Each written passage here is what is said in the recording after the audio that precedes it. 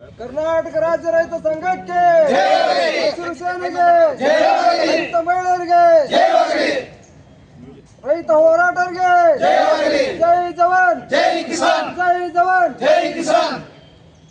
ಬೇಕೇ ಬೇಕು ನ್ಯಾಯ ಬೇಕು, ಬೇಕೇ ಬೇಕು ನ್ಯಾಯ ಬೇಕು, ದ್ರಾಕ್ಷಿ ಬೆಳೆಗಾರರಿಗೆ ನ್ಯಾಯ ಸಿಗಲೇಬೇಕು ಸಿಗಲೇಬೇಕು ಸಿಗಲೇಬೇಕು ಸಿಗಲೇಬೇಕು, ದ್ರಾಕ್ಷಿ ಬೆಳೆಗಾರರಿಗೆ ನ್ಯಾಯ ಸಿಗಲೇಬೇಕು ಸಿಗಲೇಬೇಕು ಸಿಗಲೇಬೇಕು ಸಿಗಲೇಬೇಕು, ದ್ರಾಕ್ಷಿ ಬೆಳೆಗಾರರಿಗೆ ಆಗುತ್ತಿರುವ ಅನ್ಯಾಯ ತಡೆಯಲೇಬೇಕು ತಡೆಯಲೇಬೇಕು ತಡೆಯಲೇಬೇಕು ತಡೆಯಲೇಬೇಕು, ದ್ರಾಕ್ಷಿ ಬೆಳೆಗಾರರಿಗೆ ವಿಶೇಷವಾದಂತಹ ಅನುದಾನ ಕೊಡಲೇಬೇಕು ಕೊಡಲೇಬೇಕು ಕೊಡಲೇಬೇಕು ಕೊಡಲೇಬೇಕು, ದ್ರಾಕ್ಷಿ ಮೇಲೆ ಆಗುತ್ತಿರುವ ಅನ್ಯಾಯವನ್ನು ತಡೆಯಲೇಬೇಕು ತಡೆಯಲೇಬೇಕು ತಡೆಯಲೇಬೇಕು ತಡೆಯಲೇಬೇಕು.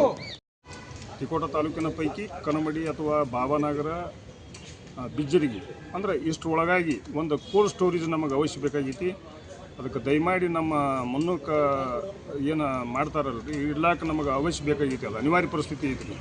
ಯಾಕಂದ್ರೆ ಮಹಾರಾಷ್ಟ್ರ ಒಳಗೆ ನಮ್ಮದು ಇದು ಆತೈತಲ್ರಿ ವ್ಯಾಪಾರ ಮಹಾರಾಷ್ಟ್ರ ಒಳಗೆ ಆಗೋದ್ರಿಂದ ಅಲ್ಲಿ ಕೋಲ್ಡ್ ಸ್ಟೋರೇಜ್ನಾಗ ಇಡ್ತಾರೆ. ಆದ್ರೆ ಅವರೇ ಮಾರಾಟ ಮಾಡ್ಕೋತಾರೆ ರೀ ಹೆಂಗೆ ಬೇಕೋ ಹಂಗೆ.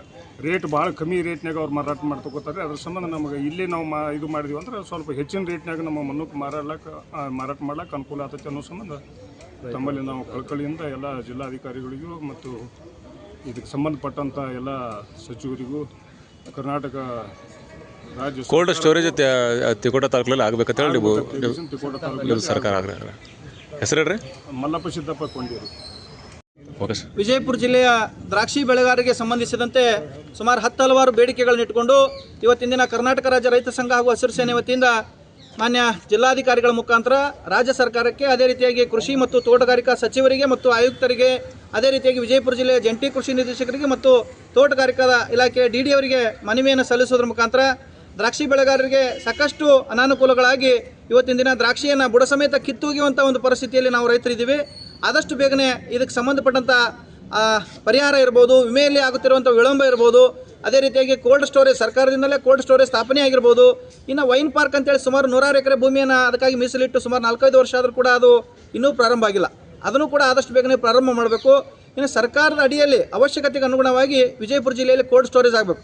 ಯಾಕಂತಂದ್ರೆ ಇಡೀ ರಾಜ್ಯದಲ್ಲಿ ನಾವು 1 ಲಕ್ಷ ಎಕರೆ ಭೂಮಿಯನ್ನು ಈ ದ್ರಾಕ್ಷಿ ಬೆಳೀತಾ ಇದ್ರು, ಅದರಲ್ಲಿ 70% ಇಲ್ಲಿ ವಿಜಯಪುರ ಜಿಲ್ಲೆಯಲ್ಲಿ ಬೆಳೀತಾ ಇದ್ದೀವಿ. ಅಂದರೆ ಸುಮಾರು 10ರಿಂದ 15 ಸಾವಿರ ರೈತರು ಈ ಕೃಷಿಯನ್ನು ಮತ್ತು ದ್ರಾಕ್ಷಿಯನ್ನು ಅವಲಂಬನೆಯಾಗಿ ನಾವು ಬದುಕ್ತಾ ಇದ್ದೀವಿ. ಅದರ ಜೊತೆಗೆ ಸಾವಿರಾರು ರೈತ ಕಾರ್ಮಿಕರು ಕೂಡ ಇದನ್ನು ಅವಲಂಬನೆಯಾಗಿ ಬದುಕ್ತಾ ಇದ್ದೀವಿ. ಆ ನಿಟ್ಟಿನೊಳಗೆ ಆದಷ್ಟು ಬೇಗನೆ ಸರ್ಕಾರ ದ್ರಾಕ್ಷಿ ಬೆಳೆಗಾರರಿಗೆ ವಿಶೇಷ ಅನುದಾನವನ್ನು ಮೀಸಲಿಟ್ಟು ಈ ದ್ರಾಕ್ಷಿ ಮತ್ತು ಮನುಕನ್ನು ಬೆಂಬಲ ಬೆಲೆ ಕೊಟ್ಟು ಖರೀದಿ ಮಾಡಬೇಕು. ಅದೇ ರೀತಿಯಾಗಿ ಮಕ್ಕಳ ಬಿಸಿಯೂಟಕ್ಕೆ, ಮಧ್ಯಾಹ್ನದ ಬಿಸಿಯೂಟಕ್ಕೆ ಕೂಡ ಈ ಮನುಕನ್ನು ತಾವು ಕೊಡಬೇಕಂತೇಳಿ ಆಗ್ರಹ ಮಾಡ್ತಾ ಇದ್ದೀವಿ. ಇನ್ನು ಇದರಲ್ಲಿ ಒಂದು ಮೋಸ ನಡೀತಾ ಇದೆ ಅಂಥೇಳಿ ಈಗಾಗಲೇ ನಾವು ಹಲವಾರು ಬಾರಿ ಆರೋಪ ಮಾಡ್ತಾ ಇದ್ದೀವಿ. ಅಂದರೆ ಯಾರ್ಯಾರು ದ್ರಾಕ್ಷಿ ಇಲ್ಲದೇ ಕೂಡ ದ್ರಾಕ್ಷಿ ಬೆಳೆಯಲ್ಲಿ ತುಂಬಿ ಅಂಥೇಳಿ ವಿಮೆ ತುಂಬಿ ಅಲ್ಲಿ ಬ್ಯಾನರ್ ಇಟ್ಟು GPS ಫೋಟೋ ಮಾಡಿ ಅವರಿಗೆ ಲಕ್ಷಾಂತರ ರೂಪಾಯಿ ಹಣ ಮಾಡಿರೋದಂತೂ ಈ ಅಧಿಕಾರಿಗಳು ಶಾಮೀಲಾಗಿರೋದು ಕೂಡ ನಾವು ನೋಡ್ತಾ ಇದ್ದೀವಿ.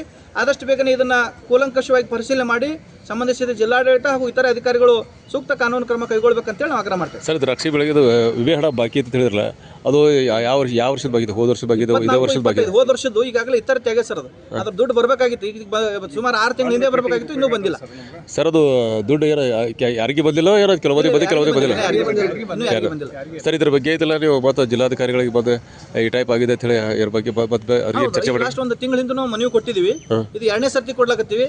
ಇನ್ನು 15 ದಿವಸನಾಗ ಅವ್ರು ಕೊಡ್ಲಿಲ್ಲಪ್ಪ ಅಂತಂದ್ರೆ ನಾವು ಎಲ್ಲ ವಿಜಯಪುರ ಜಿಲ್ಲೆ ದ್ರಾಕ್ಷಿ ಬಾಂಧವರು ಎಲ್ಲರೂ ಕೂಡ್ಕೊಂಡು ದೊಡ್ಡ ಮಟ್ಟದ ಹೋರಾಟ ಮಾಡಿ ಏನು ಜಿಲ್ಲಾಧಿಕಾರಿಗಳ ಕಚೇರಿ ಮುಂದೆ ಉಗ್ರವಾದ ಹೋರಾಟ ಮಾಡ್ತೀವಿ ಅಂತ ಹೇಳಿ ಈ ಸಂದರ್ಭದಲ್ಲಿ ಎಚ್ಚರಿಸ್ತೀವಿ. ಸರ್, ಹೆಸರು ಹೇಳ್ರಿ? ಸಂಗಮೇಶ್ ಸಗರ್, ಕರ್ನಾಟಕ ರಾಜ್ಯ ರೈತ ಸಂಘ ಹಸಿರು ಸೇನೆ, ವಿಜಯಪುರ ಜಿಲ್ಲಾಧ್ಯಕ್ಷ.